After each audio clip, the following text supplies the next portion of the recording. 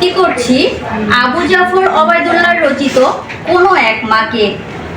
কুমড়ো ফুলে ফুলে নুয়ে পড়েছে লতাটা, সজনে ডাঁটায় ভরে গেছে গাছটা, আর আমি ডালের বড়ি শুকিয়ে রেখেছি। খোকা, তুই কবে আসবি, কবে ছুটি? চিঠিটা তার পকেটে ছিল, ছেঁড়া আর রক্তে ভেজা। মাগো, ওরা বলে সবার কথা কেড়ে নেবে, তোমার কোলে শুয়ে গল্প শুনতে দেবে না। বলো মা, তাই কি হয়? তোমার জন্য কথার ঝুড়ি নিয়ে তবেই না বাড়ি ফিরবো। লক্ষ্মী মা রাগ করে না, মাত্র তোর কটা দিন। পাগল ছেলে, মা পড়ে আর হাসে। তোর উপরে কি রাগ করতে পারি? নারকেলের চিড়ে কোটে, পুরকি ধানের মুরকি ভাজে, এটা সেটা আরো কত কি।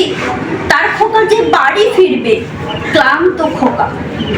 কুমড়ো ফুল শুকিয়ে গেছে, ঝরে পড়েছে ডাটা, পুঁই লতাটা নেকানো। খোকা এলি, ঝাপসা চোখে মা তাকায় উঠোনে উঠোনে, যেখানে খোকার সব শকুনিরা ব্যবচ্ছেদ করে।